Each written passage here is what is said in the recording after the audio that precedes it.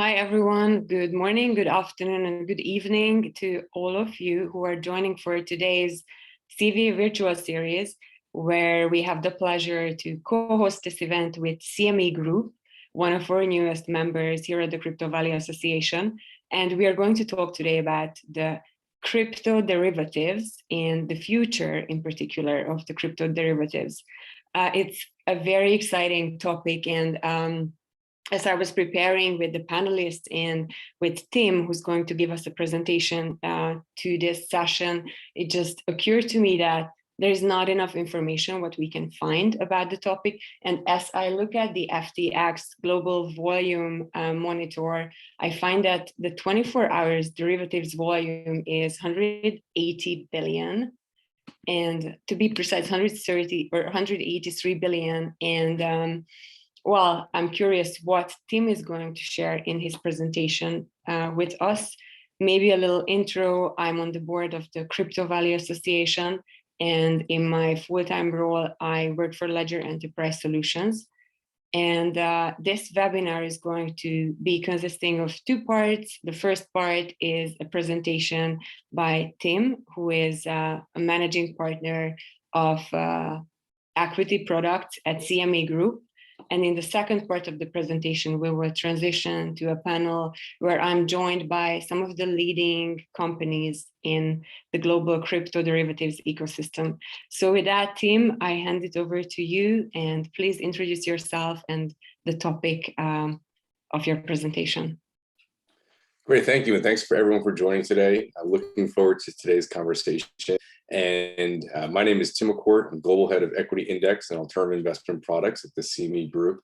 And what my team looks after globally is the equity index benchmarks. So think S&P 500, NASDAQ, Dow, Nikkei, FTSE 100, etc. But we also look after alternative investment products, which at CME Group, we classify cryptocurrency as an alternative alongside some of our commodity indices, as well as our water futures products.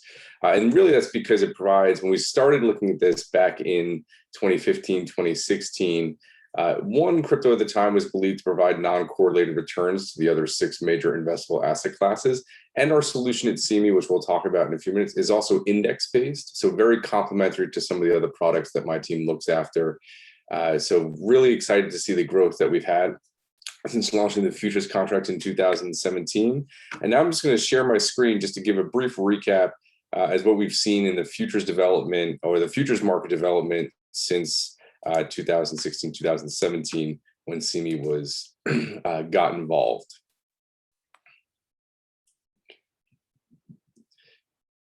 So when we look at the evolution of cryptocurrency products at CME Group, it's really happened on 2 different fronts. One is on kind of the index and the reference rate side, and the other is more the tradable product side. So our first foray into cryptocurrency was back in 2016, where we launched the Bitcoin reference rate, or the BRR, with our partners Crypto Facilities, now known as CF Benchmarks Limited. And that was really in response to a clearly articulated customer problem or need of the marketplace, where the market wanted to understand in a trusted and transparent manner, what is the US dollar value of Bitcoin at a given point in time. So we introduced the real-time index as well as the once-a-day reference rate based on Bitcoin US dollar fiat transactions in the spot or the digital market. And that is what served as the basis for the underlying. After we introduced the reference rate and the indices, there was continued demand for customers on how to access the cryptocurrency market, specifically the Bitcoin market at the time, how to hedge some of their emerging needs with respect to digital asset accumulation in Bitcoin. And we launched the Bitcoin futures in December of 2017. And that was an exciting time for the exchange. And it's really been a very successful product for a listed and regulated futures offering since its debut in 2017. In 2018, we introduced a Ether dollar version of the reference rate, also with our partner CF Benchmarks. And then from there, we've kind of continued to focus on the Bitcoin and Ether ecosystems, where we've introduced the Bitcoin options in 2020. And then this year, we introduced Ether futures back in Q1, and most recently, micro Bitcoin futures in May of this year. Just again, a lot of this is based on customer feedback, where Ether has been an exciting space for the market. And then with respect to Bitcoin's recent run up in price, or continues to stay in these price levels, the original contract was just too large for some market participants to trade. And we introduced the micro Bitcoin, which is 1/10 of one Bitcoin, or 1/50th the size of the original contract we launched in 2017. I did want to spend a minute just explaining the reference rates. It's something that is very important to us in terms of the ecosystem around Bitcoin and Ether futures. The underlying reference rates are the Bitcoin reference rate and the Ether dollar reference rate. And it's important to note that we launched in 2016 the Bitcoin, in 2018 the Ether, and since then they both are now regulated benchmarks under EU BMR. And so now we have a regulated futures offering on top of a regulated index or a regulated benchmark. And that's important because when we look at things like structured product issuance, OTC product creation, ETPs, ETNs, ETFs, et cetera, you can now also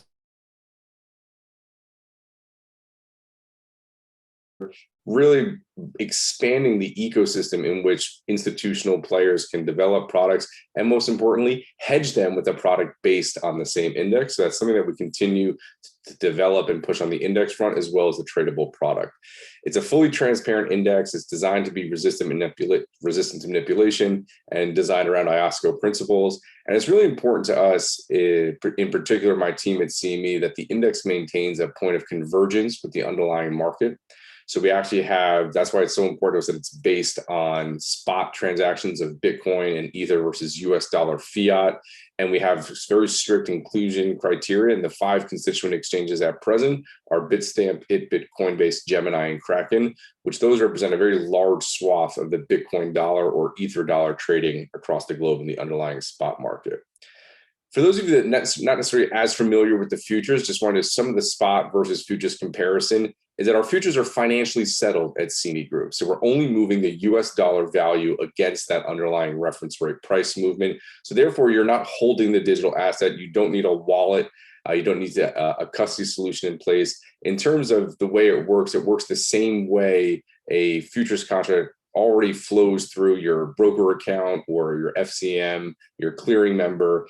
It works the same way in terms of an S&P 500 future, for example, in terms of how a Bitcoin future is traded. It's a regulated market. There are potential tax efficiencies for those in the US.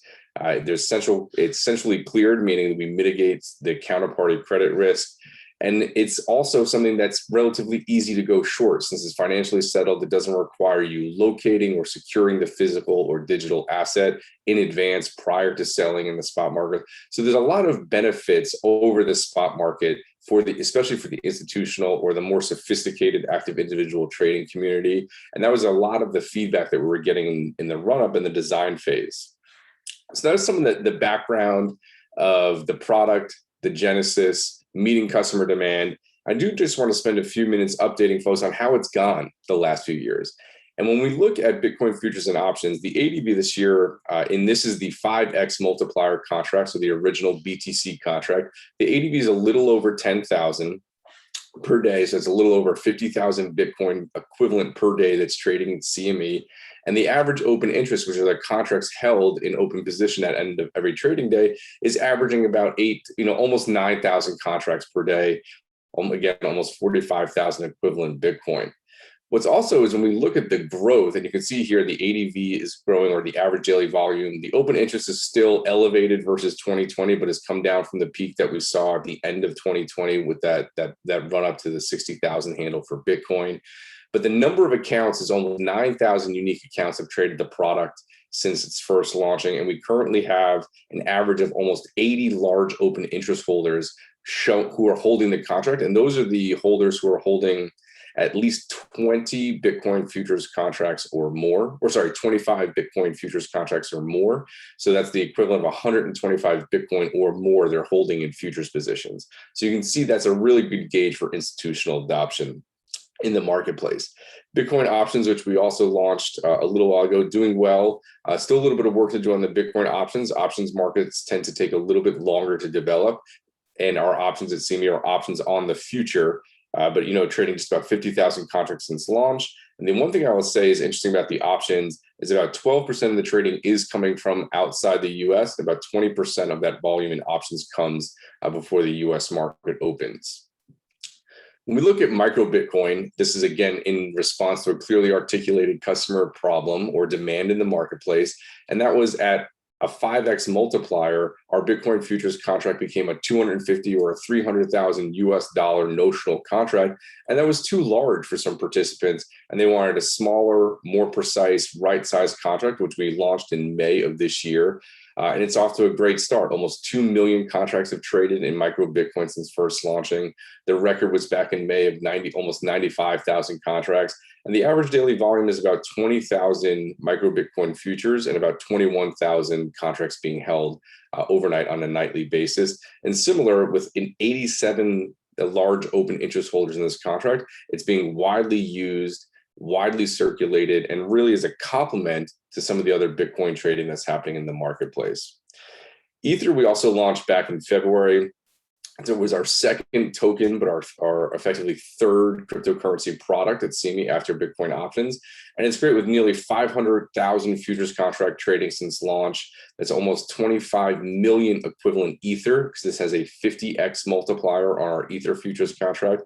And we're trading on average about 53 to 5,400 contracts this month here in September. So this is a great start to a contract that's only a few months old, only about in month 7 of the contract, and off to a really good start.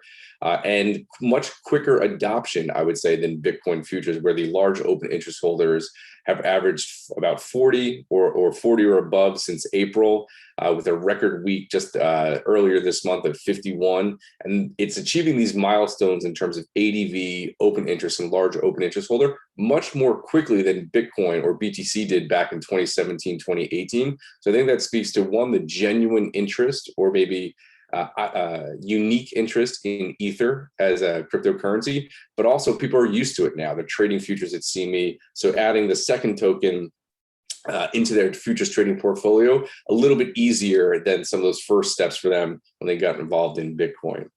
One of the things we're actually introducing on Monday, on September 27th, is basis trade at index close on cryptocurrency futures. So it's called BTIC. And what that does is that allows the market to trade the basis between the futures contract and the underlying reference rate in futures form. It's a standalone order book. And what that does is it provides access to the spot market, that once a day fixing price on the BRR or the Ether US dollar reference rate, but you get all the benefits of futures with respect to margin offsets, capital efficiencies. And the other thing I'll say, this is important for structured product providers who want to obtain that benchmark. Like I was saying earlier, this is the interplay between the index and the tradable product ecosystem. They could base structured products on the reference rate or on the future, use futures to obtain that same print that their NAVs or end of day marks are going to be used, which is effectively the 4 p.m. London time observation rate. And it's also a standalone way to trade the basis itself. We know the basis trading cryptocurrency is a very active trade by the community. And this is something where you could actually trade that basis with a relationship between the underlying digital market and the futures market throughout the day as a standalone contract. So with that, there's some contact information for my team and things of that nature. We'll be sending this out, I believe, afterwards. We're posting it somehow. So you also will see some additional information around contract specs, contact details, et cetera. But hopefully that sets the stage for some of the evolution that we've seen at the regulated futures contracts at CME Group, and certainly very pleased with the progress we've made to date, and very excited for what the future holds for here. Thank you so much, Tim. This has been very insightful and definitely did set the stage.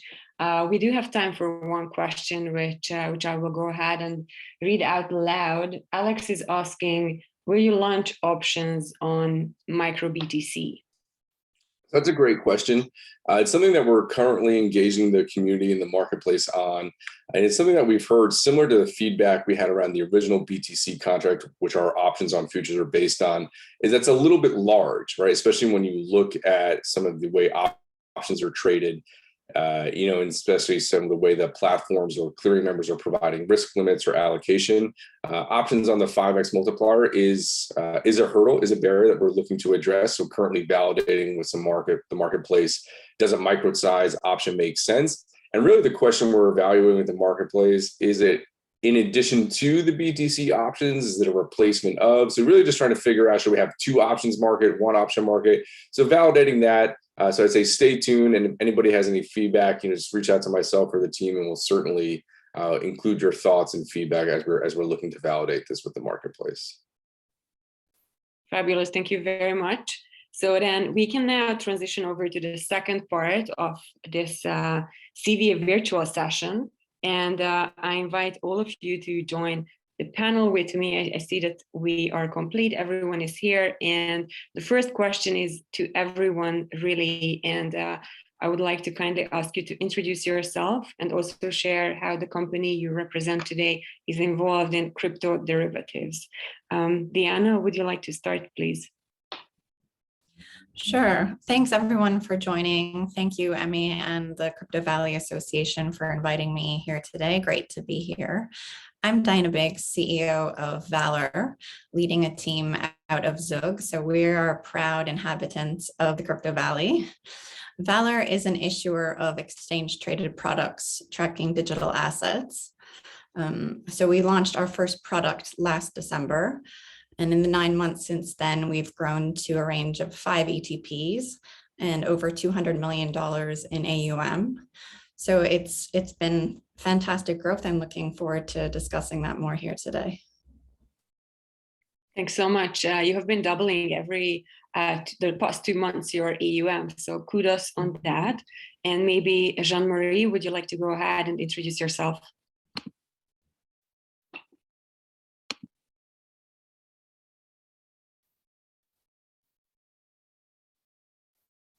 Sorry, the unmute button wasn't working.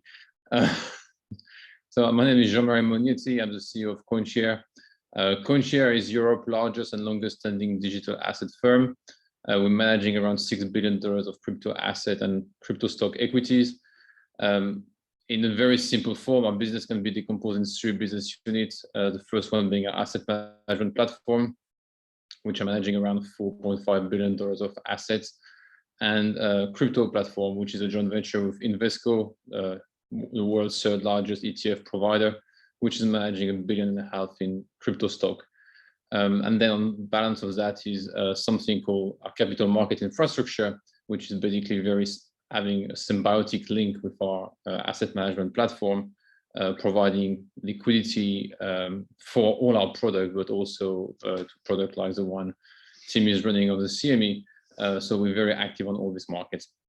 And finally, we have a principal investment practice, which is run by a lovely person called Melton Demirer, which is in charge of all our external investment as a proprietary investment portfolio. Thank you very much. I'm just going to add, and I think we have a lot of connecting points with like all the people we work with CME, obviously. And we work, and funny enough, Diana company was linked to some extent with the founder to CoinShare before. So it's a pleasure to be here today. Fabulous. It's a pleasure to have you, Jean-Marie. And over to you, Luca, Bitcoin Swiss. I am a pleasure to be on as well from my side. It's a pleasure to be introduced. Luca van Wittenbach. I'm working in the ISP department at Bitcoin Swiss. So we're the client segment solution where we're looking at the largest clients and looking at tailored solutions, how we tackle their demands in the best possible way. Bitcoin Swiss is one of the largest financial intermediaries in Europe that covers crypto financial intermediary services. We will later on dive in. I think most of us, we already were in contact. We were founded in 2013, so at the very, very early stage, basically with the Crypto Valley, and made it here in Zug, and are by now close to 300 employees soon, and looking forward to tackle our services a little bit in more detail today. Thank you for the intros. You guys already know Tim. So now we can go to the first question, which is for you, Diana. You recently launched the Solana ETP and added this to your range of products. And CoinShare has also added recently the physically bagged ETPs on both Bitcoin and also Ethereum on the Euronext. And I'm just curious, how do you see the offering evolve? What is really differentiating your firm from the competitors? Diana, would you like to go first? Sure, thank you. Yes, so we launched our Solana ETP less than a week ago. So we're really proud of that. And it was fantastic to see how the team could respond so rapidly to the demand that we were seeing in the market. And it's great to be the first to offer a Solana ETP in the Nordics. In terms of expanding our offering, right now we're very much focused on product innovation. So we'll be continuing to expand our suite of single digital asset trackers, but then also looking beyond that to new product types. So we're building out indices, we're looking at nonlinear products. We are working on some new exciting partnerships, one of which we announced with the product in our pipeline working with Arcane Crypto. So we'll be creating an ETP there based on the Arcane Fund. And other new types of strategies. So it's really about that type of product innovation for us right now. In terms of differentiation, at Valor, we're very much investor centric. So that's really at the heart of our ethos, is to make access to exposure to this new exciting asset class of digital assets as accessible as possible, and to create products that are as fair and transparent as possible. So that's really how we are looking at designing all of our products and what we do. And it's really the ethos behind why we launched our first products, Bitcoin and Ethereum, with 0 management fees.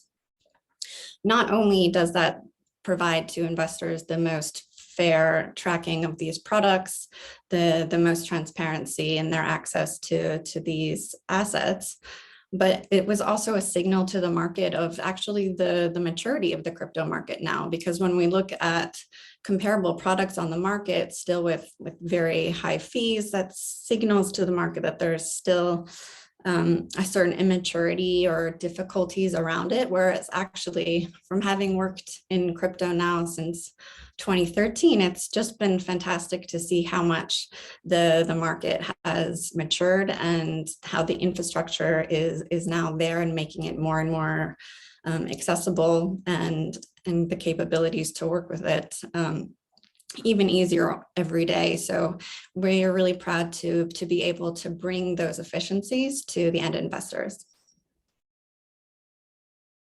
Yeah, I think, well, I can echo a lot of what Diana is saying.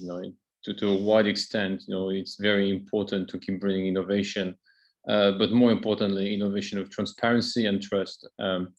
And it's true, Valor was the first people to bring 0 fees product, which was quite of an innovation. And I can only send kudos to you and Wetterstrom at the time for being such a visionary, because it was a big risk to do that on NGM at the time. And that works very well. So congratulations for them for that. Now, we very keen to see more innovation. We're very keen to bring more innovation. Launching Solana is a great milestone. Launching staking products, asset with staking capacity, is a great added value. Now the question is, like, who is paying back the staking? So far, nobody in the market is paying back the staking. So who is keeping the staking, or who is not staking, is a real open question. That's come with tax issues. That's come with plenty of all the string attached. And I think the real next step is to be able to deliver people value, and like real value, and not to just charge 0, but to charge less than 0. So when is the next ETPs coming with, I'll give you 5% back? And that's quite very exciting for me to start. I'm sure it's somewhere in the book between one of the issuer as we speak, and I hope it's going to be on the market very soon. Yeah, let's do another session like this in 6 months, and then we can just look back and see if that product is already already available. Great. So thanks so much for the answers here, Luca and Tim. So Luca, if you could share a bit about the offering of Bitcoin Swiss. You guys have been around since 2013 as well, pioneering crypto finance, and also curious that what is in the demand of your clients? What type of products do they wish to have? And Tim, we already learned about your offering, about the offering of CME Group in the presentation. I'm curious that you have been saying in the prep call that crypto is an outlier versus other products. and what crypto derivatives are being added next. I mean, you just revealed that on the 27th, a new product is going to be launched, but beyond that, what is in the plans? I will start quickly if that's fine, Tim. I hope that's okay. So overall, as mentioned, also tackling the points from Diana and Jean-Marie, I think definitely ETPs, listed products, also congratulations on the 0% total expense ratio product out there. We have quite a different client group, different demand, and I think that also comes from the legacy, as we have several clients that stick to us since 2013, 2014, 2015. And we have a couple of the crypto natives, and we know the slogan, how it's called, don't trust, verify. And hence, still some things never changed. The most important thing, as we all tackled before, is definitely transparency, to have to look through, that they can check everything. And with us, we have the natives that want the physical underlying themselves directly and have the cryptocurrency with us. So what we saw in the services, I mean, we still offer brokerage, custody, staking, collateralized loans. But of course, on the demand side, we saw a lot of demand also from larger clients, from the crypto corporates as well. On the staking front, with the staking products, they need a viable solution, especially also for cryptocurrencies that do have a lockup period, right? When you're staking and you need a certain period until you can lock up the funds. And there, of course, it's double interesting, the incentive that we use cryptocurrencies as a collateral against which you can borrow, but we're also accepting staked cryptocurrencies as collateral against which you can borrow, which becomes especially interesting with staking cryptocurrencies that do have a lockup period, for instance. And I think on the staking front, as well as on the collateralized lending business, we saw some interesting development over the last 12 to 24 months, especially from our side. Thanks so much. Yeah, I think, certainly an interesting question when we look at the development of the US regulated futures market for cryptocurrencies. It's certainly something that I think has come a long way, right, since when we first started in 2016, 2017, but it's still a heavily regulated ecosystem that we're operating under. So a lot of our product development at CME Group, where our futures contracts are CFTC regulated, so it's the Commodity Futures Trading Commission, is we still need that regulatory certainty around some of the underlying assets and tokens before we can move forward in the product development cycle. And what I mean by that is when we look at Bitcoin, it had the CFTC letter in 2015 stating that Bitcoin is a commodity. Both the CFTC and the SEC in significant, but not necessarily in the same type of written format as that Bitcoin letter have said Ether is a commodity or it's not a security. So that gives us certainty to bring a CFTC regulated futures product to market. If things are securities, there are also frameworks in the US to bring securities futures products to market, and we could certainly explore that, but we kind of need that clarity at the onset to know which route we're pursuing with additional development in terms of moving kind of down the cap table, so to speak, into some of the other digital assets. But when we look at Bitcoin and Ether, they are, providing an element of uncorrelated return to certain institutional clients' portfolios, but there's also real hedging needs that have evolved over time with respect to hedging accumulated digital positions, or if you're running a mining operation or staking operations or financing or lending, as the market and the ecosystem have continued to develop, that's something that has continued to evolve the needs within Bitcoin and Ether, and that's certainly keeping us busy, and that's why we have micro Bitcoin, which is a smaller, more precise way. It helps in terms of making it more manageable, but there's still a need for the 5x BTC contract, especially when you're looking at serving as the possible creation unit to ETPs or using to hedge some of the mutual funds that have come online. It's a more institutional friendly contract for investment allocation or US dollar kind of equitization, for lack of a better word, in terms of the investment management and asset management community. So I think we'll still focus, like we talked a little bit about micro Bitcoin options. We're certainly looking around some of the other products in the Ether, micro Ether, Ether options, still validating all these ideas, engaging with customers. But like to date, we'll lean on customer input to see where we should focus next. But I would say until there's a bit more regulatory certainty around how some of the assets are going to be characterized, we'll probably stick to Bitcoin and Ether on the tradable product front, and then continue to work with our partner around additional reference rates, which are a little bit less constrained from a regulatory front. in terms of being able to introduce new pricing and reference rate products. But on the tradable side, we'll have to wait for a little bit more regulatory clarity. Thanks so much. And then I was sneaking a question here from Stefan Müller, which is directed to you, Tim. Are you going to launch physically settled futures? That's a great question. It's never, from our perspective, it's not an either or question between the financially settled contract that we have at CME and the physically settled future as well. There's certainly demand for both. I think we've seen the demand manifest for the financially settled in terms of growing volume and growing OI, and we still engage with the community around the physically settled future. There are just unique challenges for some of the marketplace and the ecosystem in handling that the idea of custodying the physical asset, managing delivery, we are looking at things in terms of, is that a solution we can bring to market? So something that I would say not in the immediate term, but something we're continuing to evaluate. And I think there's certainly room for both. We just need to focus right now on getting as many institutions in the ecosystem adopted into the financial contract. And I think as the collective familiarity, especially in the US, based institutions with the digital asset and custody, it'll make introducing a regulated physical product that can have the same type of adoption as the financially settled a little bit easier. Fantastic. Thank you so much for that, Tim. The next question is from me to all of you, just real quick. I guess many in the audience are wondering that who are your clients? What type of clients you service?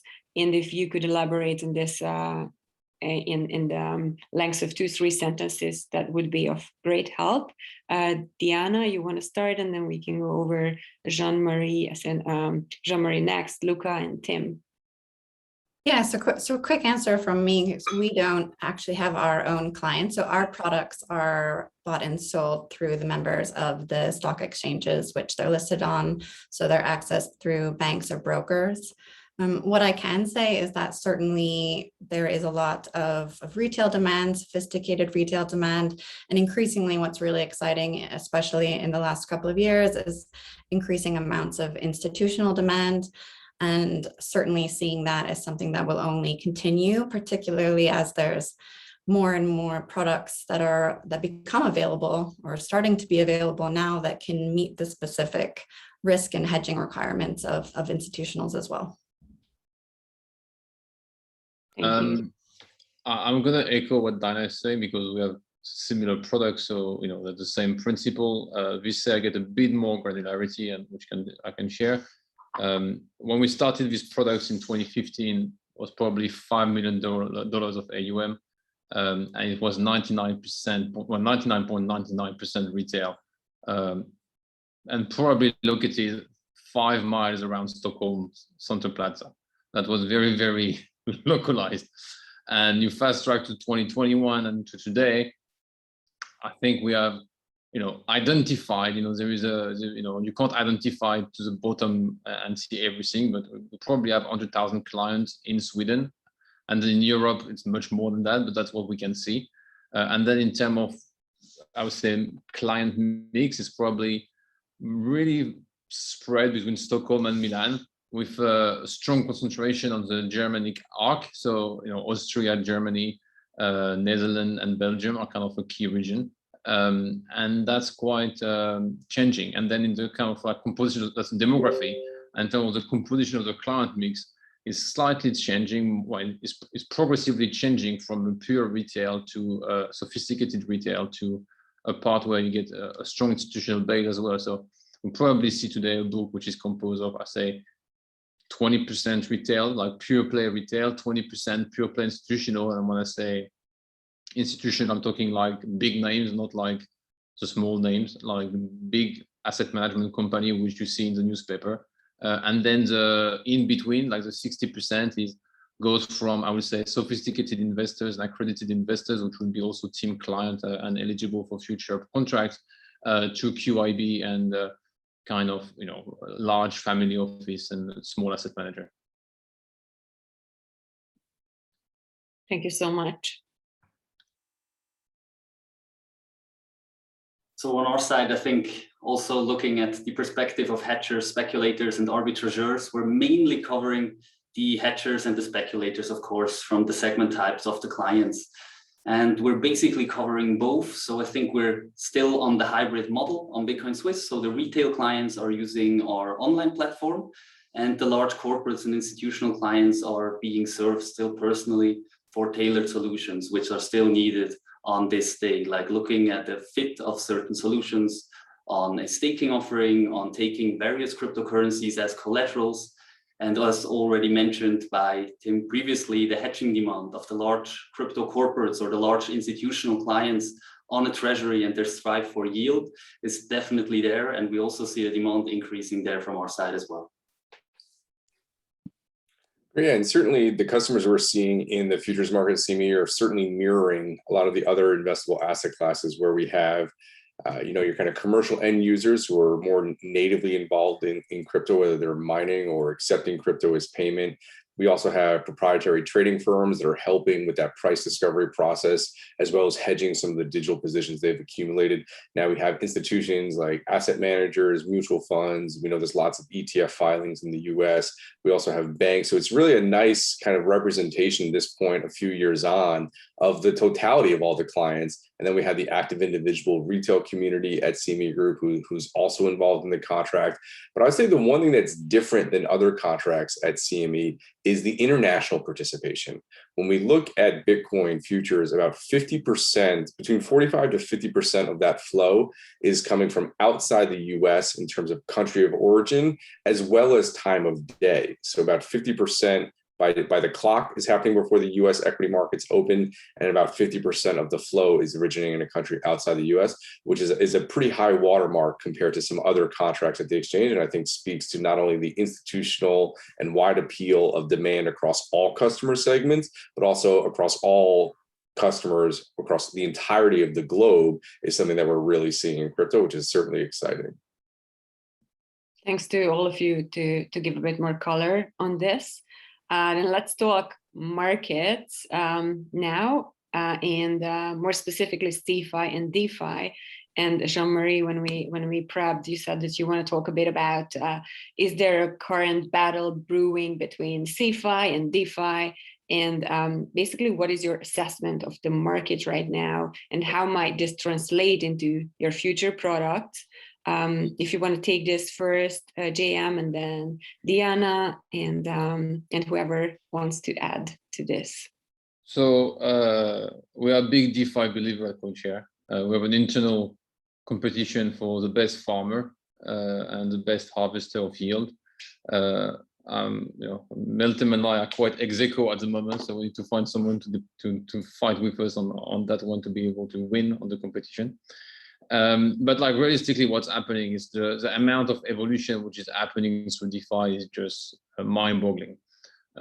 It's completely open source, so you can fork that at the speed of light and recreate a new version overnight, and just add a new feature and add something which was missing in the previous iteration, and change the name from Pancake Swap to Sushi Swap to Sake Swap. And that's how you get all this protocol coming in all direction. And it creates a lot of question about cybersecurity, code review, and so on and so forth. But what it also creates as question is like the capacity of evolution and the capacity of creation and destructive creation as well that is embedded in this process. And to some extent, there is a lot of stuff which are still clunky, a lot of stuff which are still not a threat for DeFi, for CeFi effectively, because a lot of that needs to be reworked. There's still problem around mining. How do you jump the queue in terms of mining blocks to be able to put your trade before everybody? That's something Tim we know very well at CME. It's like one of the holy grail of finance is like there is a timestamp, and the timestamps can be reordered. Well, depending how you know the miner, you can place yourself differently in the block, and the timestamp means not much. So there's a plenty of stuff to be, I would say, updated in DeFi. Solana, for instance, is trying to address some of the current problem, and that's why you get a lot of market making house behind Solana and pushing for it, because they kind of brings a kind of solution to the problems. But at the same time, it doesn't mean the CeFi is out of the market. There's a lot of hybrid version which can exist. There is a lot of scaling issue which are also posed by DeFi. So I don't think this is the end of DeFi or the end of CeFi and the new world of CeFi. I think it's going to be a cohabitation. And they will serve different nature of market and different evolution. Let's see. So I would echo what Jean-Marie said. Certainly, we are also very strong believers in DeFi. In fact, Valor was acquired just this April by DeFi Technologies, which is a public company in Canada, which is aiming to bring public market investors access to this exciting and incredibly fast-growing space of decentralized finance. So that's very much a big focus for us going forward as well. In terms of whether it's a battle between centralized and decentralized, I agree that right now it's really about an opportunity for collaboration. Valor as an entity, sits at that intersection between both the traditional markets and the digital asset markets. There's a lot of opportunity there for centralized players, for traditional players to actually be able to learn about this new space, see where the growth is happening. And I think those who do take the time to understand the new technologies and to explore and adapt will certainly be the ones who come out the winners. From one perspective, if they aren't, then definitely their top talent will. So we're seeing like there's definitely people that are top talent in these organizations. They want to be working on the exciting new spaces. They want to be looking towards the future and to where the industry is going and being on top of that. So that's actually a fantastic win for our space as we gather more of their top talent. We recently announced the appointment of our COO, Francis Edwards, who joins us from BlackRock. So if these institutions don't move, we'll certainly happily continue to take their top talent from them. Yeah, I think what's interesting is I don't necessarily think it's a battle, right? At this stage, I think just echoing their comments, I think they're highly complementary. And I think what's interesting is there's hundreds of DeFi projects. It's certainly an exciting space. And that's kind of, you see these frontiers develop at other points in the history of markets where new technology will come on. It enhances the total utility that exists in the risk transfer and liquidity provision.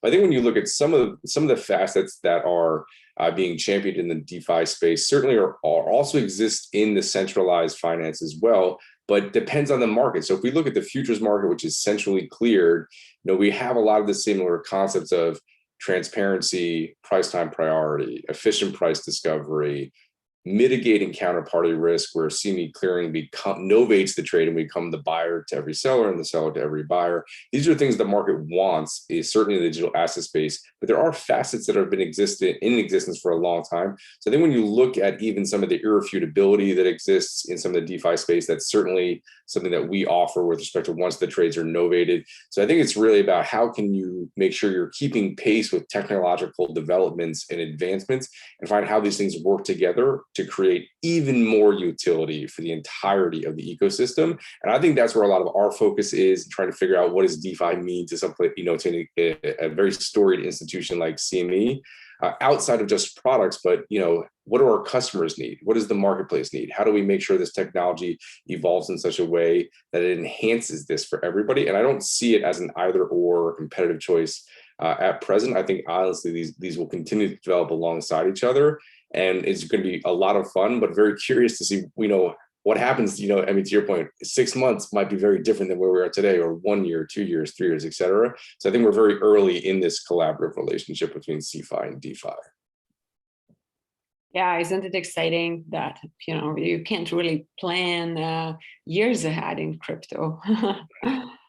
Thanks so much for all the questions from the audience. We are getting some really excellent questions. I'm going to take these a bit towards the end.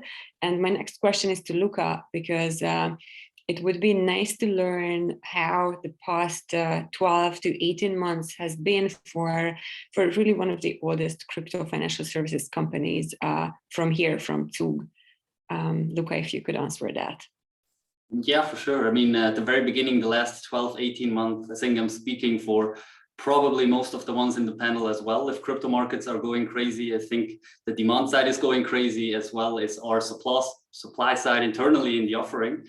Therefore, the demand of the clients is usually what steers us as well going forward. And as mentioned before, with the DeFi and the CeFi discussion, it's the same thing for us as a centralized party, offering a safe way how to interact with DeFi in a custodial way. The beauty about DeFi, the speed of innovation and the speed how it develops and innovates things going forward is unluckily the same issue for the regulators to catch up, to provide it in a safe, regulated manner for the clients in the end space that are actually interacting with it. So on our side, we see most of the needs currently of the client, be it on the collateralized loan front, on collateralizing cryptocurrency portfolios with various underlyings. And we also see it with some special OTC solutions on the staking front, and that in combinations with the loans. Now, what we saw majorly, of course, is definitely the behavior that instead of using the cryptos in a way that we knew it 2-3 years ago, the strive for yield that I would say that started in 2018, 2019, when the markets were a little bit more sideways oriented, that actually kept going even for the last, let's call it 18 months. And people really need to have a productive asset in the portfolio, which we probably see on some cryptocurrencies going forward. And with the other ones, the client needs solutions that are offering it to them. Thanks so much for that, Luca. The next question is directed to Tim and Diana. And Diana, I will incorporate the question from the audience here, because JN is wondering that how is it sustainable for Valor to offer zero fees on the Bitcoin and Ethereum products? And do you lend out the BTC as per traditional finance products? Or yeah, how can you allow this? And then if you could talk about the geo expansion of Valor, that which territories are you planning to service customers where you're not servicing yet today? And Tim, I would love to hear this also from you, the geo expansion question. Great, thank you for that. So we are able to charge zero management fees on our Bitcoin and Ethereum products. Obviously, the decision to do that is a business decision that we take depending on how much. So how do we generate our revenue?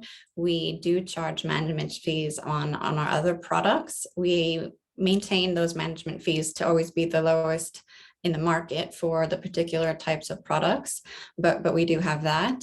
Then there is some lending of the underlying. So we hedge all of our products one-to-one with the underlying digital asset. And portions of that can be lent for as a revenue generation channel according to our internal rules and risk management.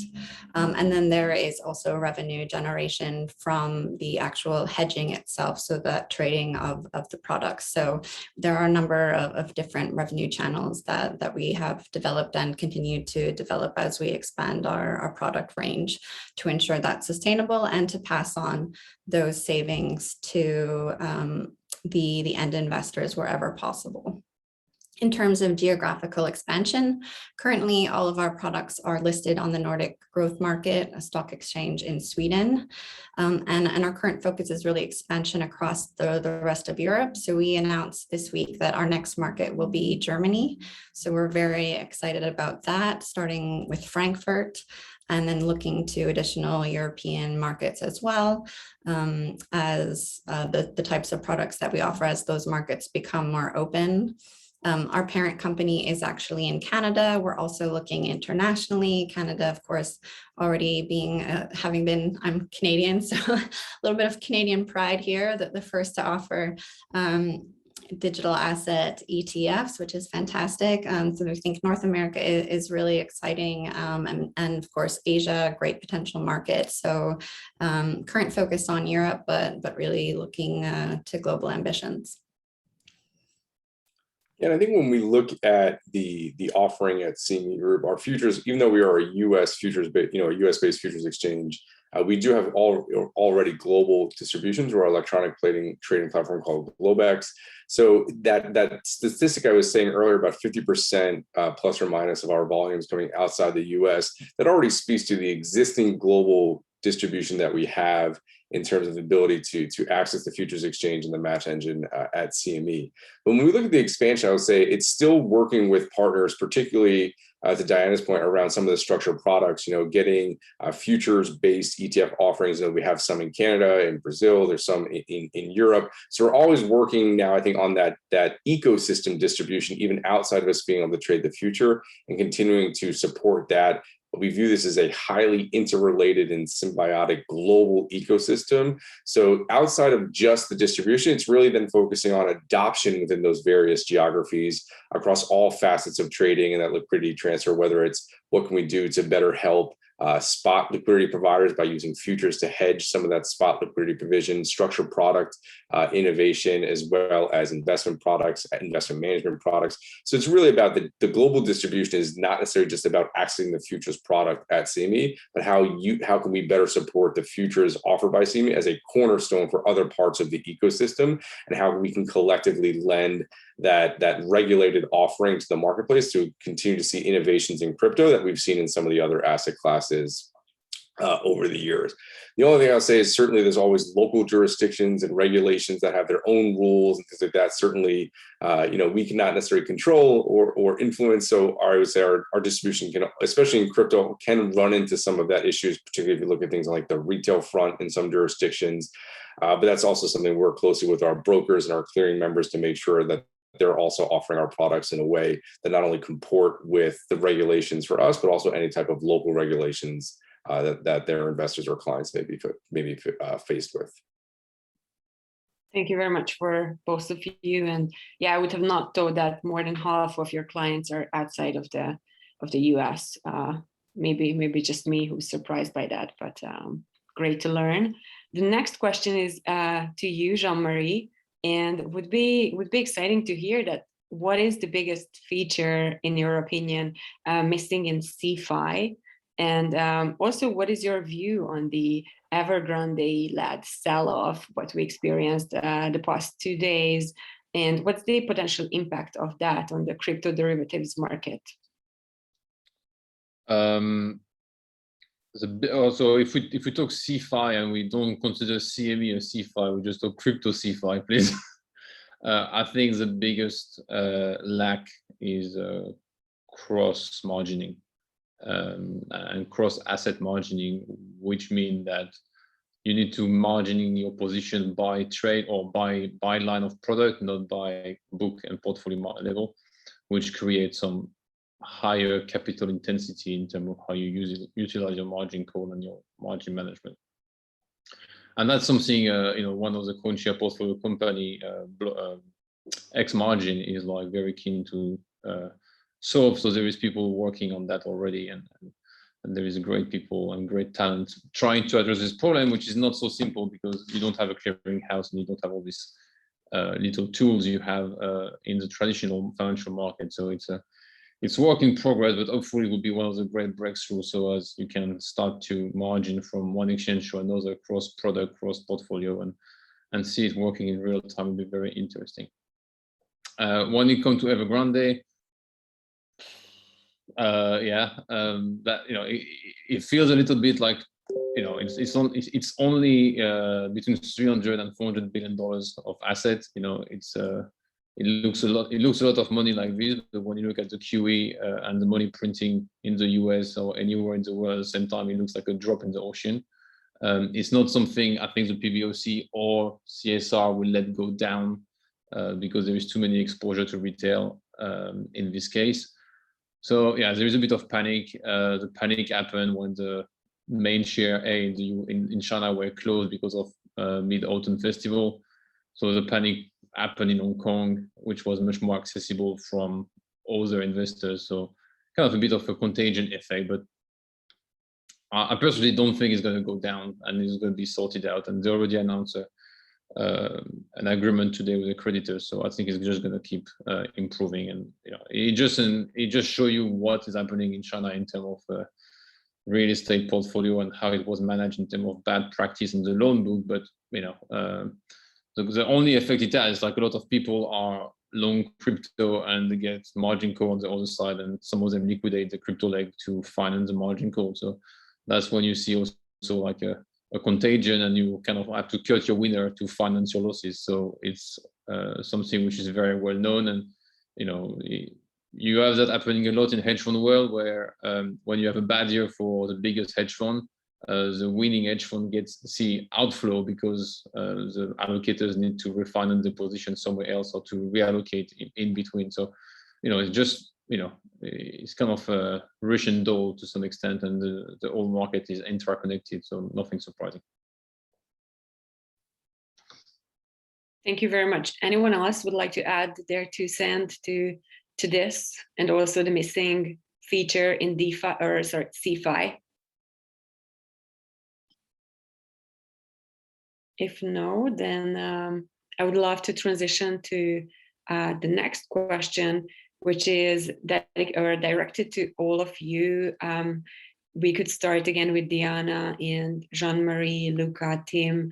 That what's the most exciting development to come relating to our topic of today, as in crypto derivatives? What makes your blood boil, or what is what you're super excited about? Would be fantastic to hear. Sure. So definitely from a Valor perspective, we're really excited about more traditional exchanges and more geographies being open to these types of products, so that we are able to continue with the product innovation and really respond to the actual investor demand that's out there. So that will come, certain to come with time and with education and openness. So excited for that to continue. I would say overall with crypto derivatives in general, I think that there's still a massive growth opportunity here for the entire market. So we saw a lot of innovation originally around futures, now looking into options, and that's in this sort of the centralized crypto space.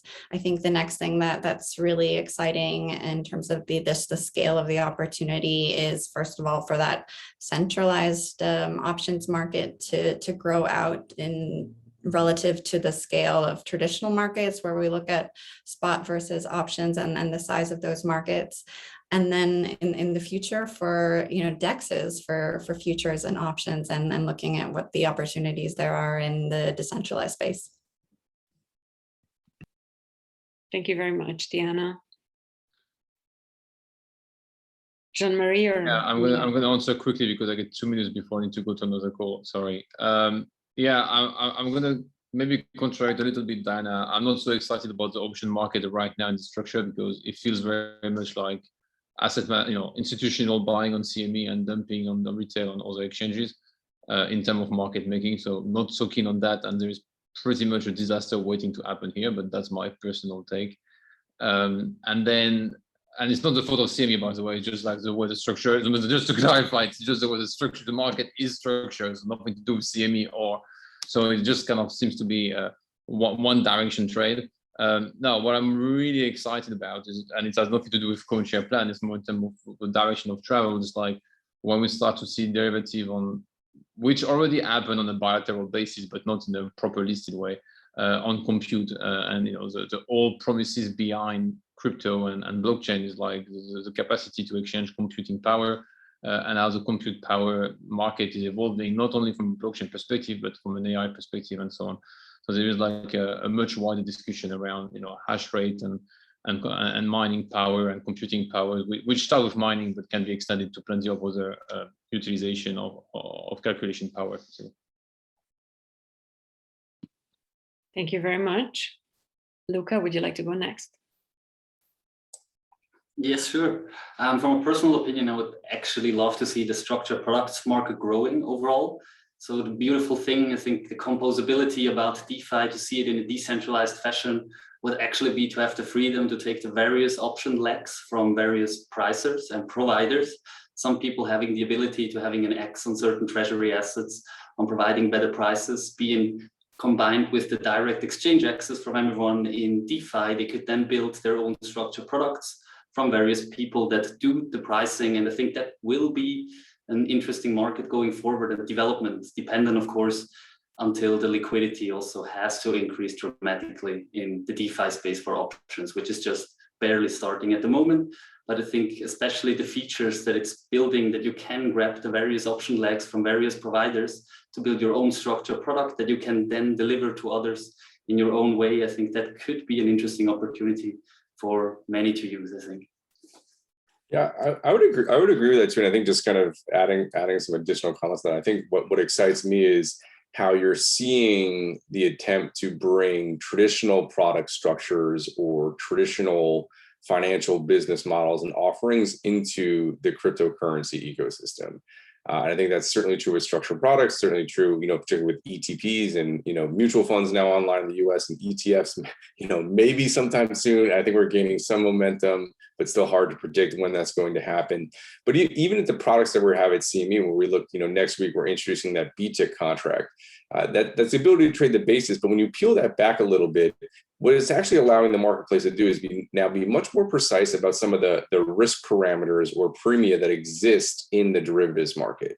So that BTIC contract is now also highly indicative or has high informational value about what is the basis, what is the prevailing lending rate, what are other people pricing into some of the derivative forward models, where you think when we first launched Bitcoin futures in 2017, we kind of used to say that the futures theoretical price had one massive error term to kind of capture the unknowns. And a lot of it was around insurance premiums or things like that the market was dealing with.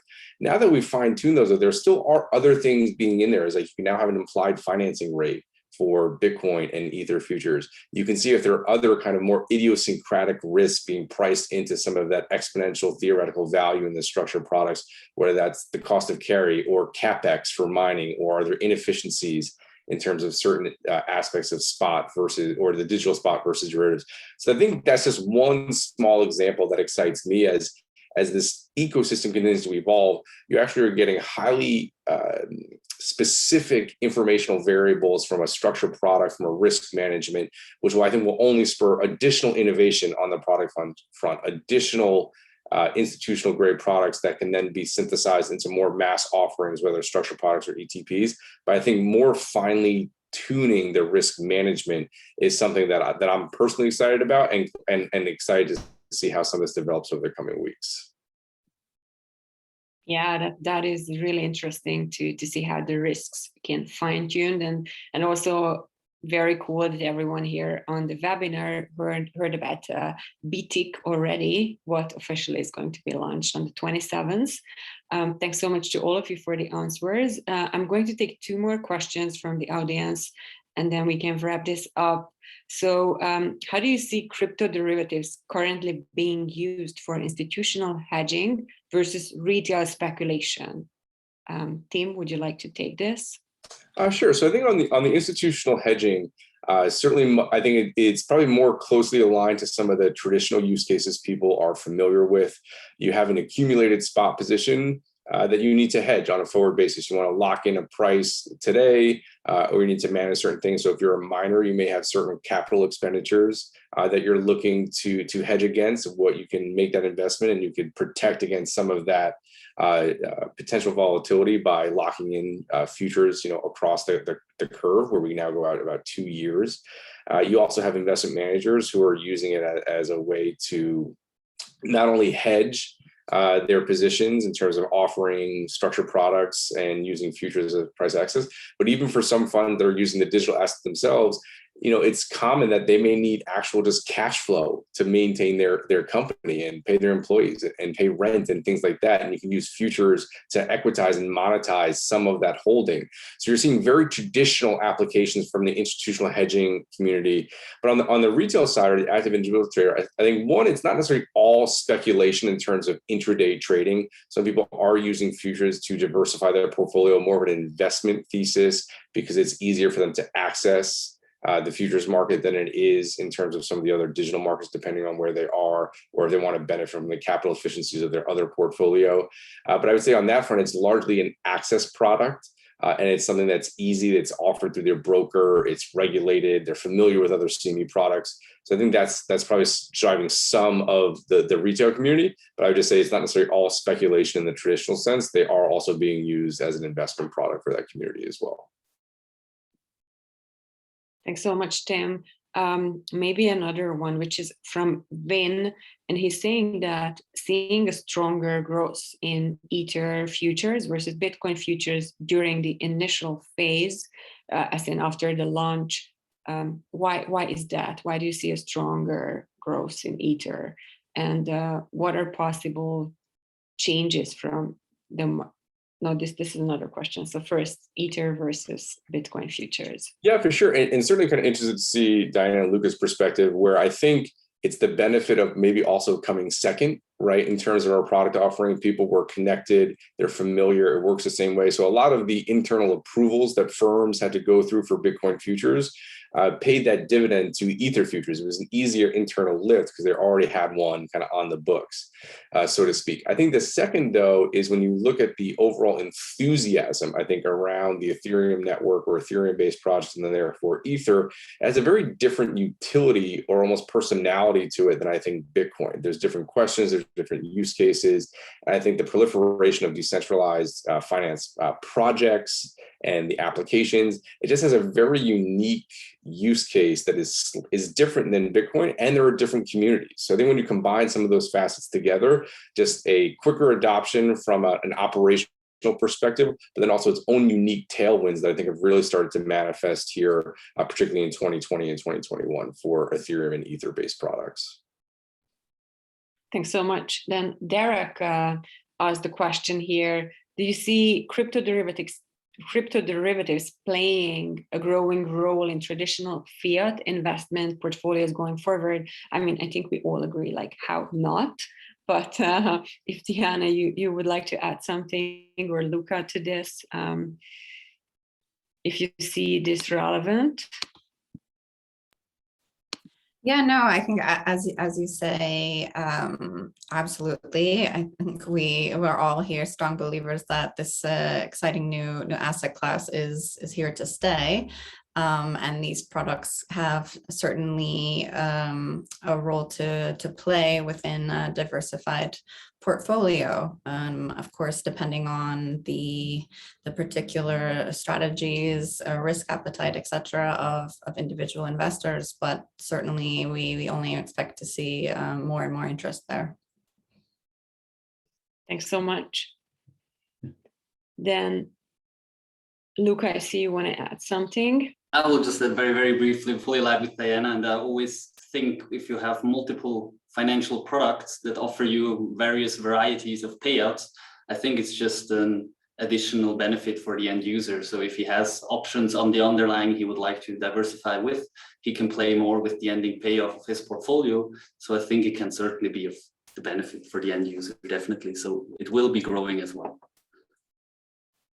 Thanks for that, Luca. And now, like a wrap-up question from me, that who is going to be there at the Crypto Valley conference 28th, 29th of October among you? Hopefully, I wish that all of you could be there, but absolutely.